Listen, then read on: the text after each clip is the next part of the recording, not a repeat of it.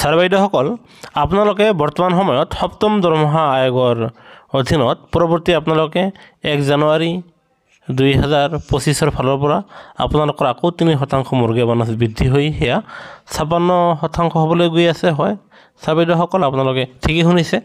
আৰু এই সম্বন্ধে এক বিশেষতীয়া খবৰ, য'ত আপোনালোকে জানেই অল ইণ্ডিয়া কনজিউমাৰ প্ৰাইচ ইণ্ডেক্সৰ তেওঁলোকৰ প্ৰতি 6 মাহৰ শেহতীয়া সূচকাংকৰ ভিত্তিত আপোনালোকৰ বছৰত দুবাৰ বৃদ্ধি পায়। আৰু এই যে দিয়ে বছৰত দুবাৰ বৃদ্ধি পায়, তাৰে আপোনালোকে প্ৰথম 6 মাহত আপোনালোকে 3% দিয়ে লাভ কৰিছে, যিটো 50%ৰ পৰা 53% হৈছেগৈ।